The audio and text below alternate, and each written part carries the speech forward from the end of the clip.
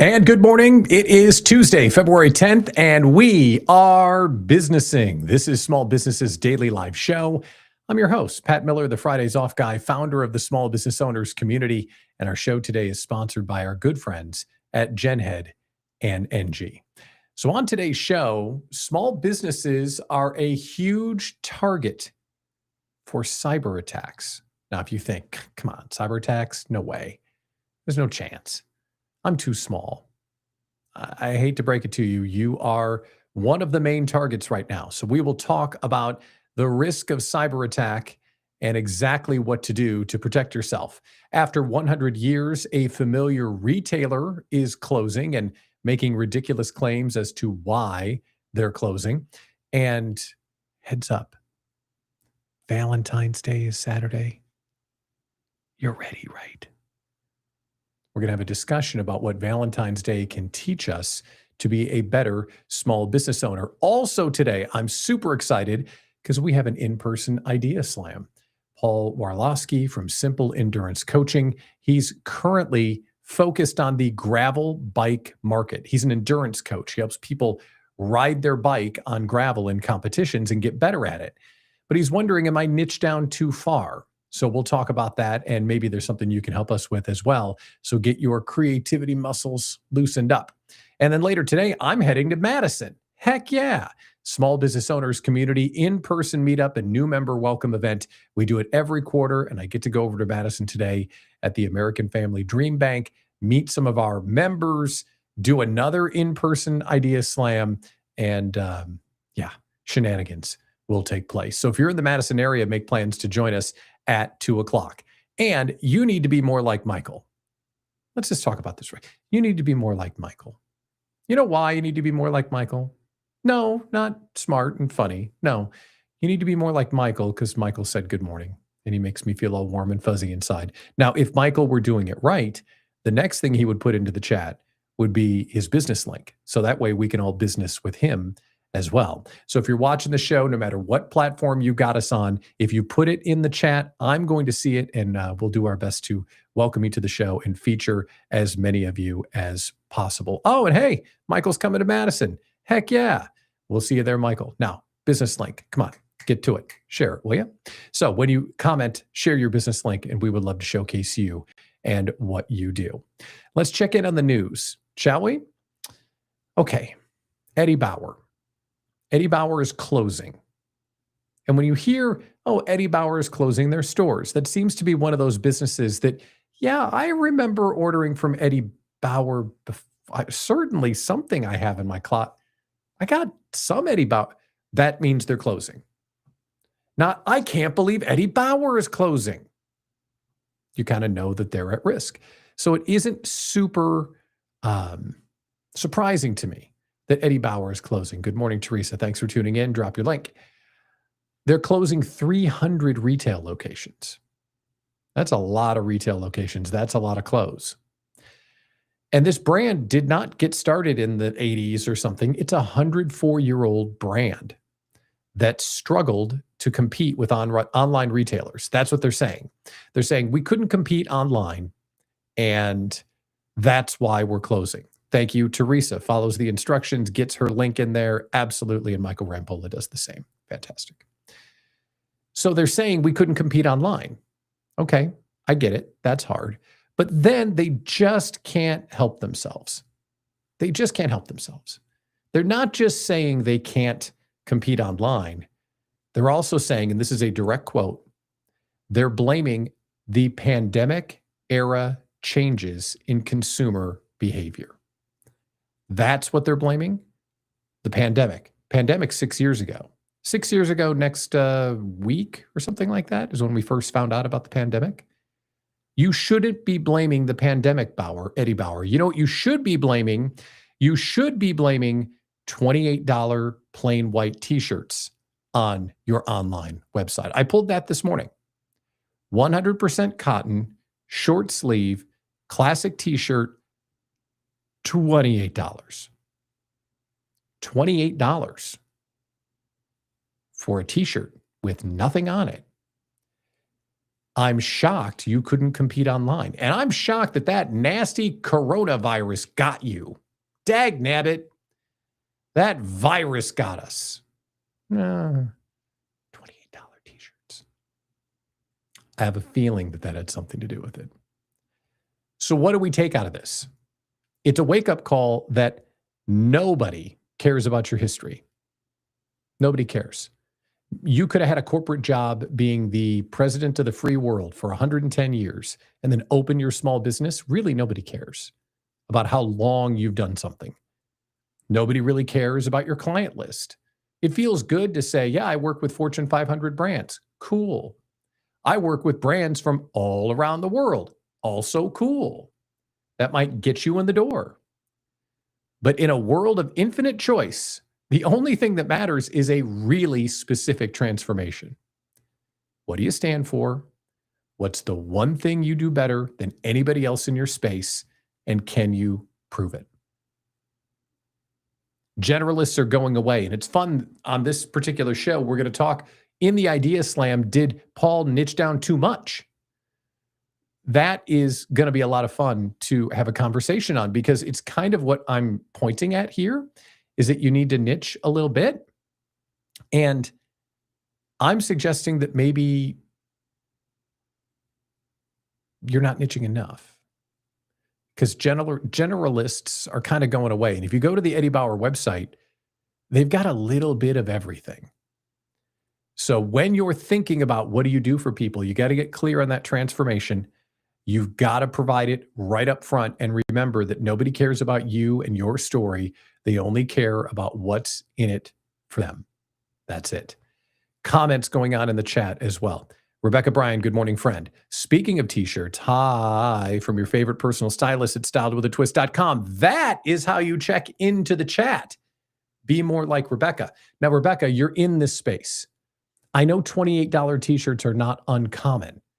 But do you see what I'm getting at? Am I crazy here that that's kind of extreme for an Eddie Bauer t-shirt? I'd love to hear your perspective, seeing how you're a stylist. And speaking of stylish dudes, come on, Steve Glynn's here. Good morning, Steve. Thanks for tuning in. Appreciate it. Drop your links so we can get a chance to give you some publicity as well. So Eddie Bauer, belly up, sucks to be them. Make sure that you're clear about your transformation, or you might end up following them. Second story in the news we need to talk about, it is Valentine's Day weekend. A closed circuit to all the partners in the room. You know Valentine's Day is Saturday, right? Like, I'm just kind of looking out for you. Okay. Little birdie, actually kind of a tall, bald birdie, is saying, hey, bro, Valentine's Day is Saturday. Don't screw it up. There's a report out today from some industry, the industry that tracks Valentine's Day spending. Talk about niche. Talk about narrowing your audience. What do? I track Valentine's Day spending. Know what you do. Not $28 t-shirts. And they tracked the spending this year. They're predicting a $29.1 billion spend on Valentine's Day. Currently, they have the total at guys spending $0.1 billion. So in the next 4 days, we're going to spend that's a joke. But is it? We're going to spend $29 billion in the next 4 days. And one of the things that they say in the report, I think, is kind of instructional for us. So I want to dig into it. In the report, they say, for those in retail, the average spending is up, and the trend is for experiences, not gifts.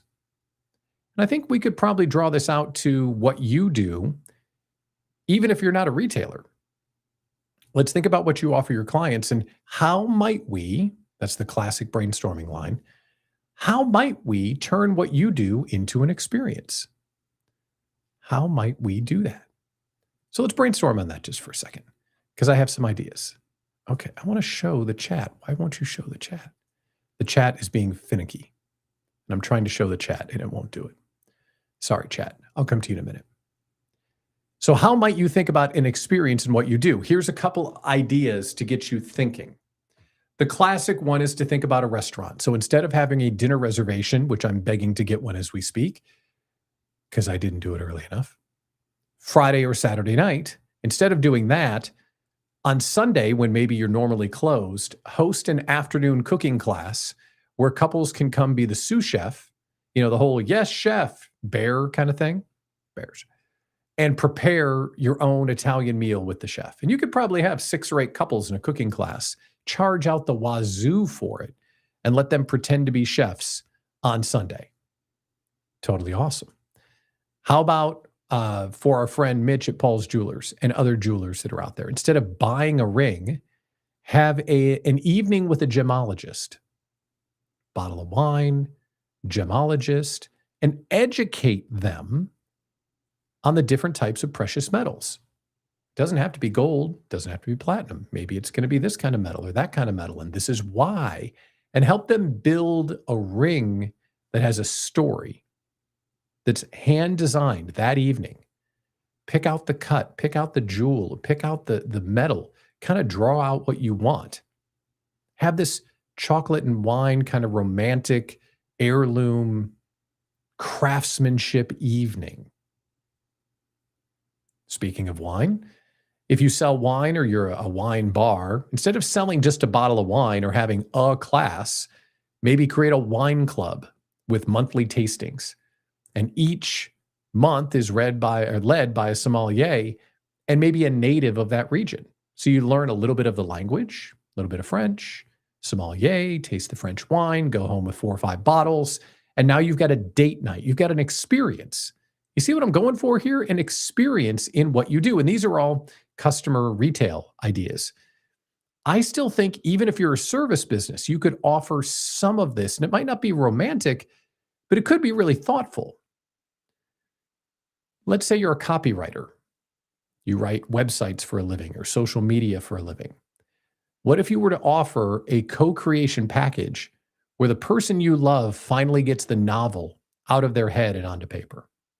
It's a workshop. It's a novel workshop where you say to your wife or husband, you've been talking forever that someday you're going to write that book. Well, now I've got your writing partner and your someday is today because I love you and the world needs to hear what you think because you're fabulous and great. Like heartstrings. Perfect. What are you doing? You're writing. How are you packaging it in a different way to turn it into an experience, to make it a gift? We could do this all day. We can share what you do and we can talk about how we're craving connection right now. People are dying to showcase their talents, to be a real person. How can your product become a gift that showcases someone's talent, passions, connection, and experiences? I bet we could do that for everybody. Everybody on this call, we could figure out a way to do it. And maybe we'll do that in an upcoming Idea Slam. So that is coming soon here on the show. Why not? Okay. I am very fortunate that I already have my Valentine's Day shopping all done. My gift is even, it's already downstairs and it's wrapped. It's beautiful. I really shouldn't have spent as much money as I did on my arm doesn't go any further. Yeah, that was Pinocchio's nose, by the way. I didn't do my Valentine's Day, but I love you, honey, and I will. We all will. Isn't that right? Barbara Meyer, good morning. Welcome to the show. Let's see. Your someday is today. That is correct, Michael. How can we make our someday today? Love it. Barbara Meyer, let's talk about you. Friends of mine went on an adventure vacation in Montana and mined the gems they used in the engagement ring and their wedding rings. Now, isn't that incredible? Every single time she goes like this, that story is going to come out. Every single time. Absolutely beautiful. I love that, Barbara. And yes, Teresa, I need to come on the Idea Slam. I'm making your wheels turn. Cool. You should. I just changed the QR code in the top left corner of the screen. Snap that QR code and reserve your time. And the way that it works, which is so fun, is you get to snap that QR code and pick a day and time that works for you. And then it's a reserved experience to come on the air and be a part of the show. In fact, our guest today, Paul Warlowski, hasn't logged in yet. So you know what, Teresa? You may get an opportunity sooner than you think. How about that? Let's go into our lead story today, cybersecurity. Cybersecurity sounds like one of those things that people our size should not have to worry about. I mean, it's me in a bedroom doing okay, got some revenue coming in, right? We're making okay, we're making the mortgage. But when we think about cybersecurity, don't you think about Visa and IBM, these massive companies with thousands of employees? But that's not really what it is. We don't talk about how things could go sideways in our business enough. Traditionally, our business going sideways is because a new competitor shows up, or the economy goes to hell, or the health of the key man, not gendering, just the key man, the important person in the business, gets sick. So Michael is a one-person business. If Michael gets sick, his business is in trouble. Same with me. And same with Teresa. See, it's not a man thing, it's a person thing. So like if the key person in the business gets sick, your business could be in trouble. But one of the other risks that we have to elevate to the top is cybersecurity, because a new study says 60%, 59%, I'm rounding, sue me, 59% of small businesses experienced a cyber attack last year alone. That's a lot of percent. And they didn't like survey 10 businesses and happen to find the 6 that got attacked. They surveyed 6,000 businesses. So this is a real survey of a real allotment of small businesses, and it's a real risk. So if you're saying, I might be in trouble, but they won't get me because I'm too small, you're wrong. And if you're saying, but what do I have that they would want? What I have isn't that valuable. No, you're wrong, and I'll explain. They could have access to all of your accounts. Think about if they got your bank accounts. They, the bad guys, just whoever they is. Think if they could apply for credit cards in your name because they have all of your information. Think about if they could apply for loans in your name if they had all of your information. That's pretty scary, but that's not even the scariest part. Think about if they had access to your CRM. Now they have the names, emails, addresses, phone numbers, credit cards of all your clients. Now that is scary. And let's just make this nightmare even scarier. Let's pretend Steve Glenn is my client. And I send an email to Steve. Hey, Steve, that $1,500 you owe me, can you click here to pay it? And Steve does. And where does the money go? To the bad guys. How do you explain that to your client? How do you repair the trust, even though it's not your fault? Yeah, you might be able to refund them. Yeah, you might be able to explain it away. And maybe they're really cool and they understand. But what happened to your relationship? What happened to your trust if that happened? It's nightmare juice. It's terrifying. And it gets even worse. Sorry, it does. Not only are your relationships hosed, then you get an email, because all of this stuff might be happening before you even realize that you've been compromised.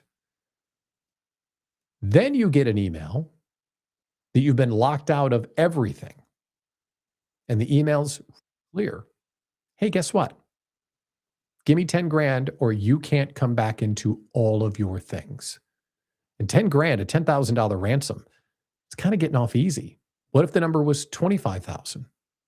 What if the number was 50,000? What would you do? This is happening. 59% of small businesses are getting this. So what would you do? Be a really tough choice. So Pat, what can we do about it? I'm glad you asked. You're really insightful. I needed someone to ask that question. You're welcome. Thank you. Thank you. You got to back up everything immediately. First of all, you have a backup of all your stuff. And if you say, well, I'm on Google Cloud, that's good enough, right? No, it might be backed up on Google Cloud, but if your Google account is compromised and you can't get in, you could be in trouble. They always used to tell me 2 backups, one in the cloud, one in a physical location offline. Now, the physical location offline, that's not as trendy as it used to be, but it is still pretty smart. So Backblaze or some other backup source, you got to have another copy of all of your data. The other thing that's recommended, two-factor authorization, 2FA. You got to have two-factor authorization on everything. Someone wants to change your password. Someone wants to log into your bank account. Someone wants to get into your Stripe. Someone wants to get into your CRM like GenHead. Terrific CRM. You need to have 2FA on everything. You should be using a password manager that gives you those crazy pants passwords, the one with all the letters and numbers and symbols and things you'll never remember, which is good. You shouldn't be able to remember your password. These password managers are supposed to make it difficult. All of this cyber hygiene is really kind of important. So you got to take it seriously. And the last thing I would recommend is cyber insurance. You've already got business insurance. If you're a consultant or a coach like me, you've probably got errors and omissions already. That's awesome. You should also carry a cyber policy, especially if you have credit cards, customer information, anything sensitive from people collected into a CRM. It's not fun to pay. It's not super expensive, but it's way better than getting zapped. So your friend, hi, I'm here, is telling you, do this before it happens to you, because it's happening to 59% of small business owners in the last year alone. Take it seriously, get busy, and act now before it's too late. That sounded like one of those late night commercials. Act now before it's too late. Cyber stuff. I wasn't doing that, but it just came out that way. Oh, hey, cool. And Steve says he just paid that $1,500 invoice. Thanks, Steve. I appreciate that. I hope that money shows up in my account and not the hackers. We'll find out together. But Steve, you're a good dude. Thank you for that. Appreciate it. Coming up, we're going to do something special because we have an idea slam standing by. Paul Warlowski, Simple Endurance Coaching, great guy. He's on the air with us, and the idea slam is going to be fun because we've got folks tuned in, and we're chatting up a storm in the chat, and we're going to be able to collaborate with one another on Paul's behalf. If you want to come on the idea slam, click on the QR code, reserve your time, and we'd love to have you on the show. Before we get to Paul, let's talk about GenHead. Businessing is sponsored by GenHead. Scale systems, not chaos. They are built for early stage businesses. GenHead systems are designed for founders and solopreneurs and lean teams like you who need real momentum, not complex tools that require a full-time operator. Everything is streamlined, practical, and easy to act on immediately. One system replaces 10 disconnected tools. Instead of juggling CRMs and automations and content tools and follow-ups and reporting in all these other places, GenHead just makes it clear and easy. It's just one system. So there's less chaos, clearer data, and better execution. Learn more about GenHead right now. Visit them at genhead.com. genhead.com. Their logo is on the screen. Nikki's with us this morning. She's the president of the company. Thanks for coming by, Nikki, and for scanning that code to learn more about GenHead. They're a fantastic partner and producer of Businessing with Pat Miller. Okay, it is Idea Slam time. Can you feel it? Are you excited? This is the interactive portion of the show. And what's fun about it is that in an Idea Slam, you get a chance to get something that's just so rare. Objective feedback. I can't tell you how many people try and run their business without ever asking anyone except ChatGPT for their opinion. And spoiler, if you ask ChatGPT for its opinion, it's going to tell you it's a good idea. Should I jump off this bridge? Hell yeah, bro. Thanks, ChatGPT. So when you have a big business decision to make or something that's going on in the business and you're wondering, should I do this? Where do you turn? Tough to know where to go. That's why the Idea Slam is here. The QR code is on the screen. We would love to have you come on the show and say hello. We're going to welcome our guest today, Paul Warlowski. Paul, hello, sir. How are you, friend? Hey, Pat. I am doing well. And yourself? I'm great. Thanks for coming on today. I really appreciate it. I always want to start with telling people who you are and what you do, and then we'll get to the slammage. Well, my name is Paul Werlowski. I run Simple Endurance Coaching. I am a coach, endurance sport coach for cyclists, runners, and triathletes who are who have goals of some kind, bucket list goals, adventure goals, something they want to accomplish, and we help them accomplish those goals through training plans, yoga, and strength training. Very cool. And how long you been doing it? Full time for 6 years, part time for a lot more than that. Very cool. And you're a rider yourself. You're an athlete yourself. I am a cyclist myself. I do a lot of gravel racing and get out there quite a bit. I'm, a trainer in the wintertime when it's cold and snowing, or cross country skiing. Very cool. All right. Well, you're here for a reason. There's something that we get to dig on. Tell us the challenge or the opportunity, something that you're building. How can we help you today? Yeah, Pat.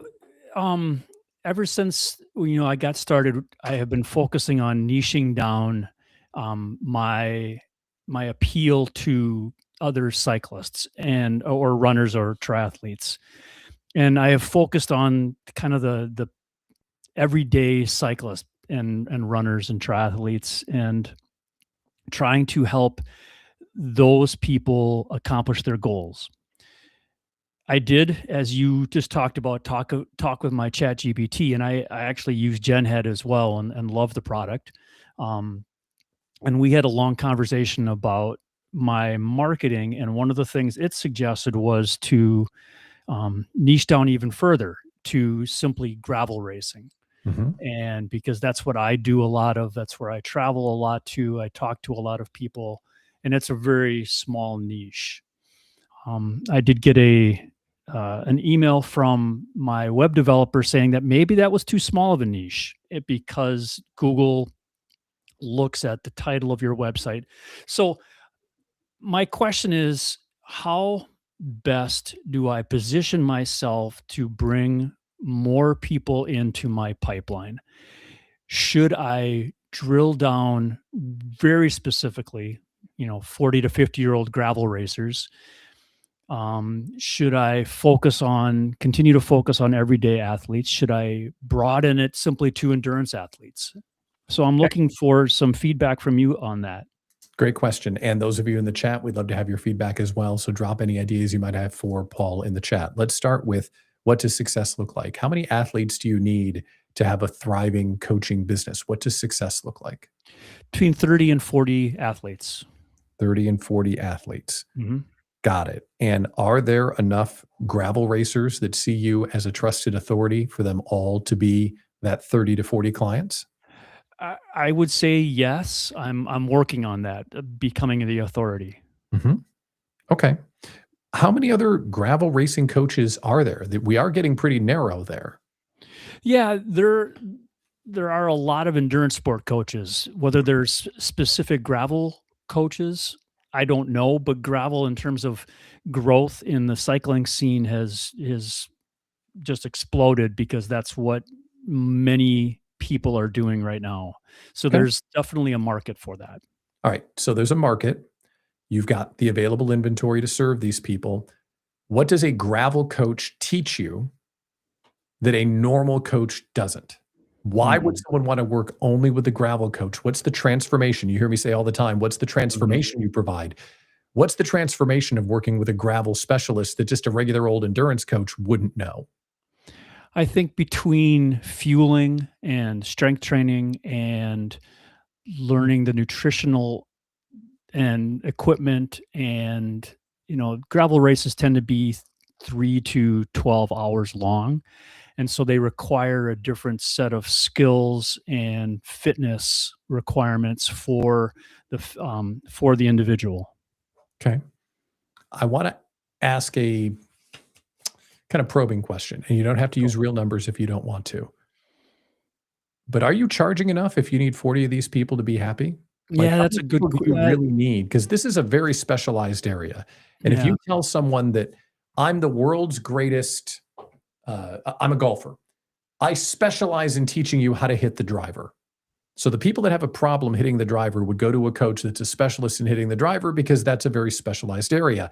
And I would pay great money to have someone help me with that. So if someone's specifically a gravel coach, Are you charging enough to be in that special little area? Because Michael asked a question in the chat, do we know how many gravel riders want to get better? We know there are millions of endurance athletes that want to get better. So are you charging enough that you need 30 of them to be happy? Yeah, that's a good question. I raised my rates. Last year you had the challenge of raising our rates to make sure that we were charging enough. Mhm. And I raised them to a level that I thought was commensurate with my commensurate, rather, that's the better word, commensurate with my experience and my education. And I thought that it was pretty good. So I think I'm getting to that point where I could charge more, but I think that that's a valid point that I might be looking at raising my rates. You said something, and I share this only because I heard it, not because I'm picking on you. You set your rates based on your experience, Hmm. not the way to set your rates. Okay. Set your rates based on the value of the transformation you provide. If you have the experience to have someone go from 5th place to 1st place, if you have the experience to help them score personal bests this season, what do they value that transformation as? The conversation would go, Paul, I know you love riding your bike on gravel.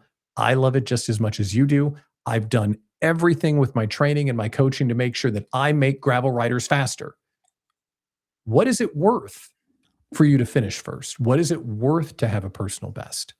And they may not know that number, but I'm asking you as a coach talking to these people, how badly do they want to improve? And is that in line with a higher rate? Because are they looking at your resume or are they looking at the results you provide? I think it's a combination of both. But I definitely think that that transformation could be more valuable. Absolutely. Something to consider. We've got Mhm. some great chat questions coming into the chat here.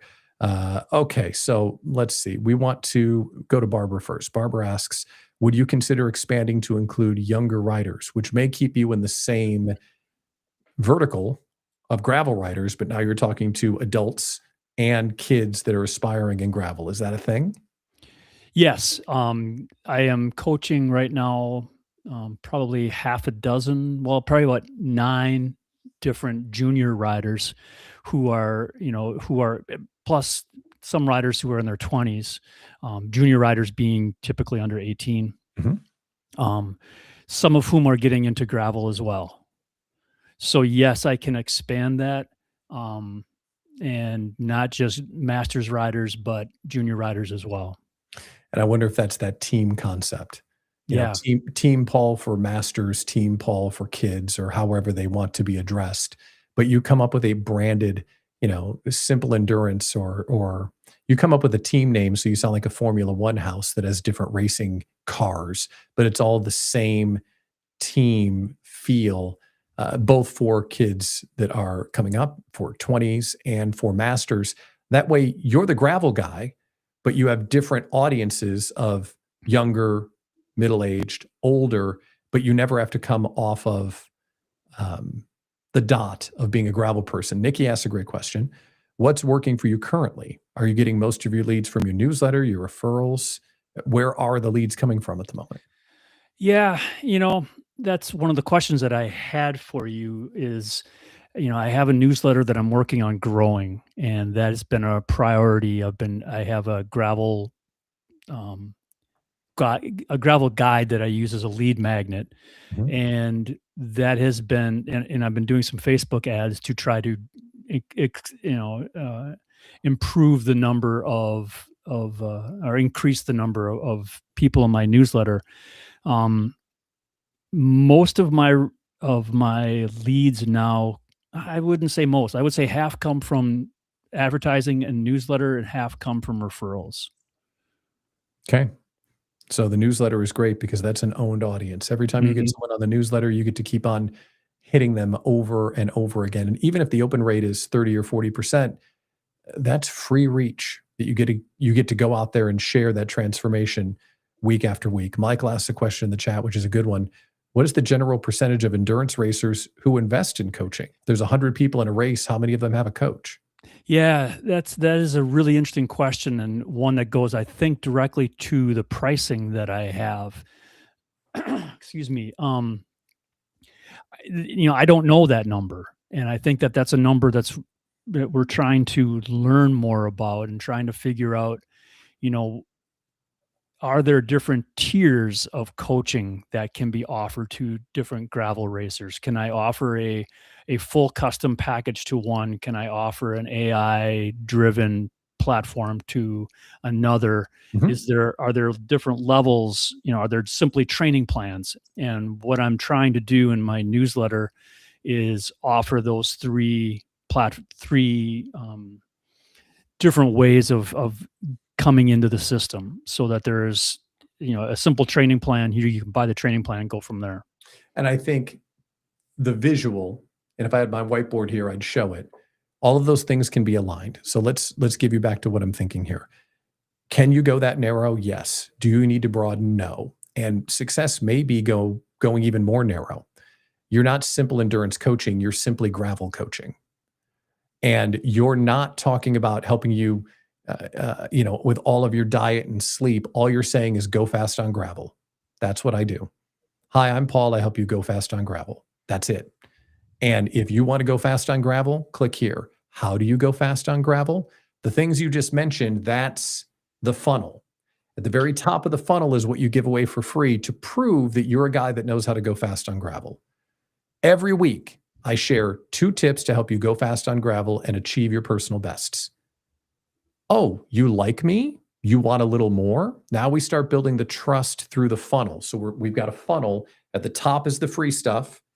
In the middle is the paid a little. At the bottom is the real stuff. So at the top, you've got that newsletter, Go Fast on Gravel. The next layer down maybe is the AI-powered coaching, or a little bit more, or you do group calls once a month. So you can start building that trust. But then once they've proven, oh my gosh, Paul is my secret to a personal best. Paul is my guy that's going to help me go fast on gravel. At the bottom, that's where the one-on-one coaching is. And then your job, through your advertising, through your newsletters, through all of your outreach, is to get as many people on the top of the funnel as possible. 1,000 people going to the top, 10 come out the bottom. I don't know what the numbers are. Nikki's the marketing goddess. She would be able to tell us. But you need a lot at the top to have a lot come out the bottom. But by the time they get to the bottom, they've been reading your newsletter. They've been seeing you at races. They've been getting your AI-powered, virtual Paul. Now they're ready for the real thing. Whew. Man, that's where you've got 10 clients. You're charging them Team Paul rates, but you're training with them every day. You're doing virtual rides with them. They've got text access to you. Like, you're doing the stuff that really helps them feel like you know what it takes to get them to where they need to go. So that's how I would align it is, and again, you're the expert in the space, so I'm not trying to over niche you if it doesn't feel comfortable. But if you're going to go for it, go for it. Don't say you're the endurance coach for all racers and do nothing but talk about gravel. If you're going to talk about gravel, be the gravel guy. And if it doesn't work, you can always come back out of it. So that's like hearing what everyone's saying, hear what you're saying and not saying. That's what I think. Okay, so I just talked for like 3 minutes straight, got really excited. I'm going to shut up now. Does that land? Do you have questions about that? Tell me about it. It lands, and here's a wrinkle to throw into the mix, Okay. and I'd like your opinion on this. I do have associate coaches. I have 3 other coaches that I work with. One who does trail running, one who does 2 who do mountain biking.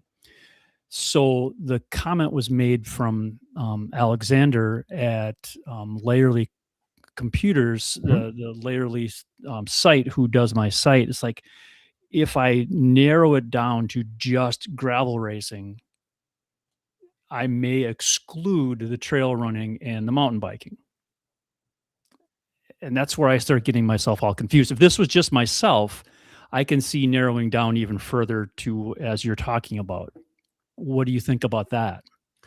My business is technically called Small Step Solutions. That's my parent company. My doing business as is the small business owners community. Your company could be Simple Endurance Coaching. And now you've got 3 domains: Simply Gravel, Simply Mountain, Simply Trail. and you have these people who are your junior coaches, they could run the same program that you're doing. And especially right now, as you've been playing with Small Business GPT, you Mhm. can give each one of those coaches their own ecosystem of newsletter, AI-powered coaching, full-blown coaching, so that every time Paul shows up, he's the gravel guy. Every time she shows up, she's the trail riding person. This is the mountain bike, whatever it might be. But that it sounds counterintuitive. Should I niche too much? No, over knit, like go crazy. Yeah. But think about a Google search. Right now, you're saying to someone that's going to ride the big race in April, I'm just making this up, and they're thinking, damn, I've got 2 months to get fast. I'm going to put into the Google search endurance coach for biking, or are they going to say gravel bike coach? Like, which They're one are gonna they say, going to search? yeah. And the more narrow you can get, I'm a big fan of going narrow for sure. Okay, we've got a lot of comments in the chat here. Nikki taught me this, so let's have her share it with everybody. Are the leads coming in gravel related from your ads? If you're doing meta campaigns, I would prioritize on capturing as much attention as possible through your organic socials. Cool. Entertain the masses. This is the thing. Entertain the masses, educate the interest, sell to the committed. She left that part off at the end. So by entertaining the masses, you're talking about the newsletter. Here's what you can learn about being faster on gravel. When they're interested, you sell them a low dollar product like the AI tool or something that's a little bit of you. Then the committed, those are the ones that are on Team Paul or whatever you might want to position it as. So I think you could go a lot of different ways with it. And then Michael's asking, what is the compelling why of being the gravel guy? So there you go. Michael's a gravel rider. And he's like, all right, Paul, I love being a gravel rider. Why are you a gravel coach? Give us the 30 seconds. Why do you coach gravel out of everything? I have a lot of experience with gravel. I'm reasonably good at it, personally. But I know how to get you faster and more comfortable racing gravel for anywhere from 3 to 12 hours. Is there an insight that you have that others don't? Is there an angle that you bring? Everyone trains in this way, but my riders train this way. And on gravel, that's what works. Do you have is there an angle that you bring to this that's different than eat your broccoli?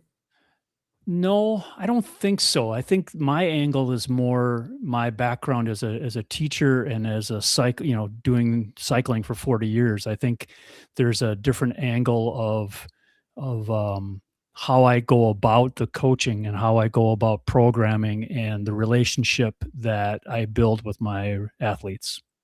Okay. I'm the guy that's going to get you to get on the bike. I'm the guy that can communicate tough conversations and hard to understand concepts simply because I used to be a teacher. I'm the guy that can be the voice in your head that makes you want to keep riding and push faster. I'm the guy that loves it as much as you do, so we can share this experience together. The last thing we'll share, and we can't hatch this all today. I hope this is helping.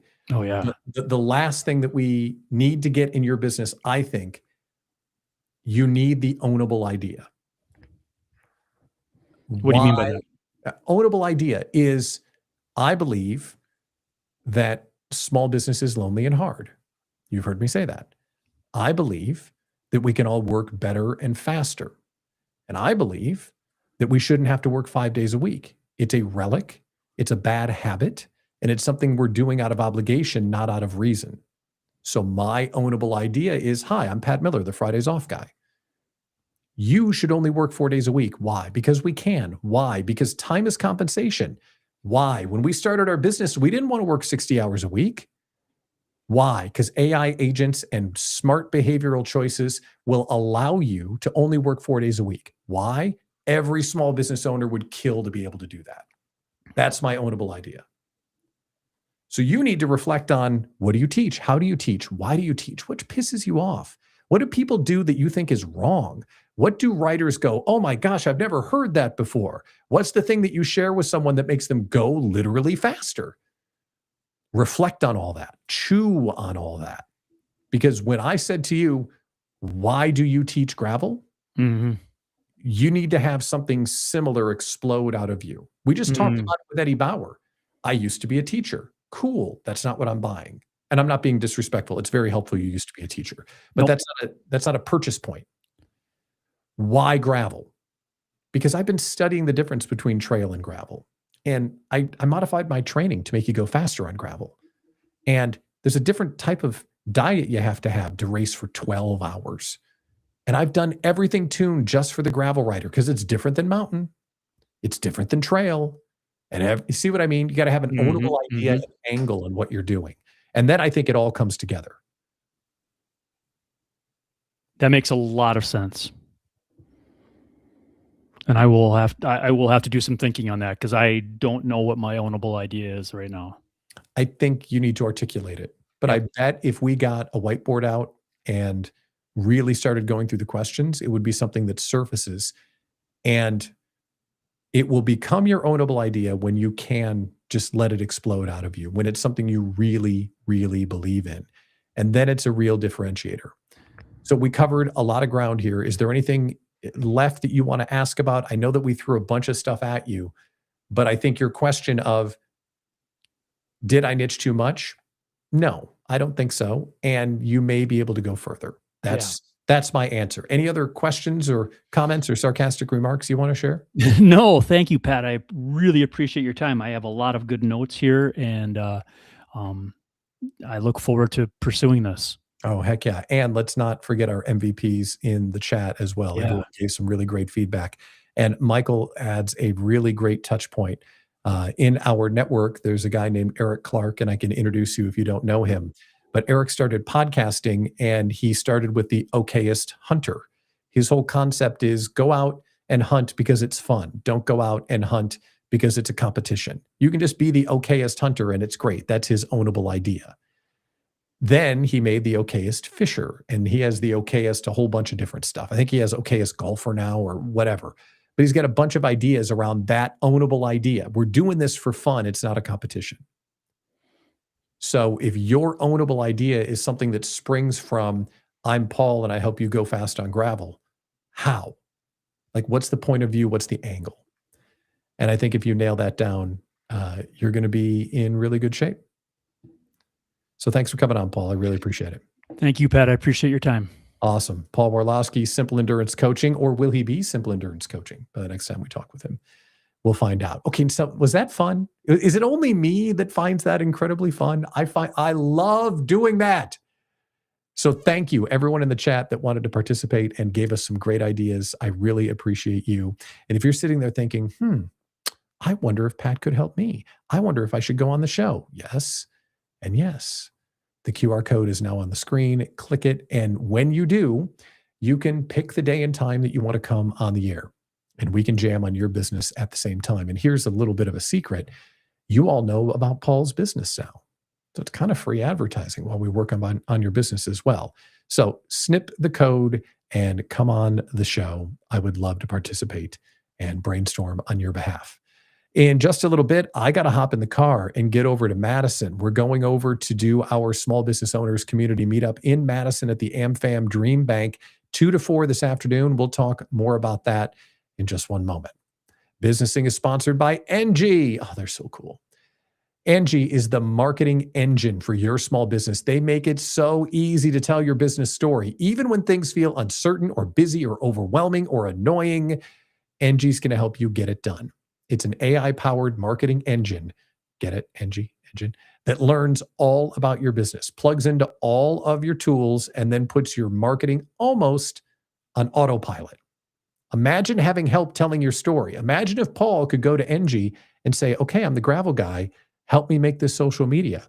And it helps you tell your story at scale. It schedules everything for you. It's got a Canva plugin. It's awesome. We're using it here at the Small Business Owners community. I encourage you to use it as well. NG gave us a screaming deal for you to try it out too. 100% risk-free. 2 weeks free. Try out NG using the link that's on your screen. So you think I'm full of it? You think it won't work for you? Try it.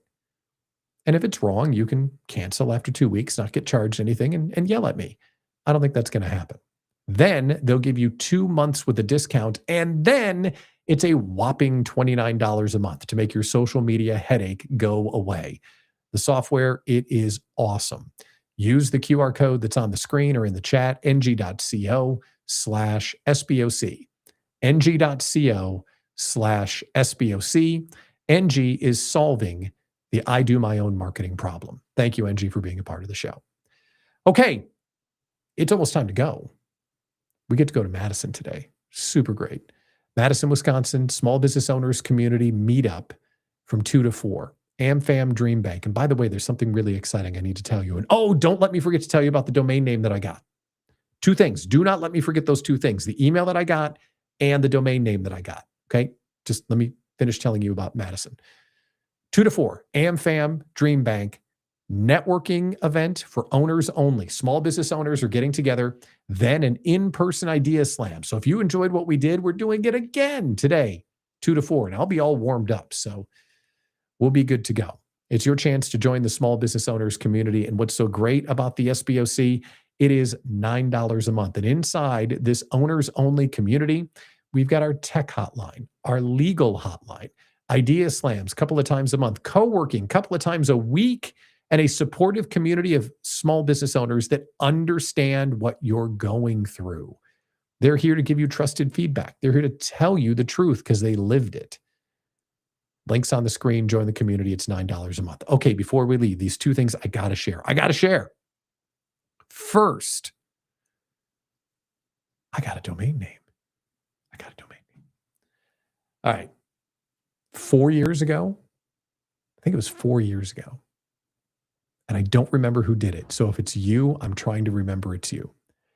Someone uttered the words, "Don't grow it alone." And it has been, if there was a flag that I would carry around, it would just say, "Don't grow it alone." Small business owners community, don't grow it alone. It has been the rallying cry for everything that we do. So we get this awesome domain name, and I go to register it with the USPTO, and we actually get the federal trademark. Don't grow it alone. Yes. So what's the next thing you do? I'm going to go get the domain name. Don'tgrowitalone.com was gone. So since 2021, I've had in my Todoist every year at the expiration date, check on the domain. Every year, whoever had it kept on renewing it. Rah! It came up yesterday. Hey, check on the domain. Ding, ding, ding. Let's show off the guns. Don'tgrowitalone.com. Yeah. And I share that only because I'm excited. I love that phrase. Obviously, I've always wanted that domain. I don't even know what I'm going to do with it. I just have it, and now it's mine. And I feel all wholesome and full. Don'tgrowitalone.com. We're going to do something fun with that soon, but that's really exciting. And then the email that I got, this is also cool. On my landing page is a contact us form. And 99 times out of 100, when I get an email from the contact us form, it's, do you need a VA? We're a VA company. Would you like it's always trash. Today, I got an email saying, I love what you're doing. We don't have a chapter in Sacramento. How about we start a Sacramento, California chapter? Now that's cool. That's cool. I would love to do that. Michael says, what about the URL? See? Don'tgrowitalone.com. Thank you very much. Love it. Okay, this was a really fun show, everybody. Thank you for coming on and collaborating with us. Rebecca and Teresa, thanks for volunteering. Paul, of course, such a good dude, for coming on the air. And this is your opportunity to come on and play as well. And just while we're talking about like this show, and I'm like telling you all excited I am because I got a stupid domain name. What we just did with Paul is kind of what I want to do. I have this vision of being able to do that for people that need a second opinion, that need a collaborative group like you to help me. How much fun would it be to be able to do that? That's the dream. That's the vision for this show. So together, hopefully we can make it come true. That's why I'm doing it every day, because like the domain name says, If you're watching this show, you'd probably just be talking to your cat otherwise. But you had the chance to come on and collaborate with me and collaborate with Paul and hopefully have some fun. That's why we're doing it. So thanks for businessing with me today. Sponsored by GenHead and NG, produced by GenHead. I'm Pat Miller, the Fridays Off guy. Thanks for tuning in, and I'll see you right here tomorrow at 11 o'clock for Businessing with Pat Miller.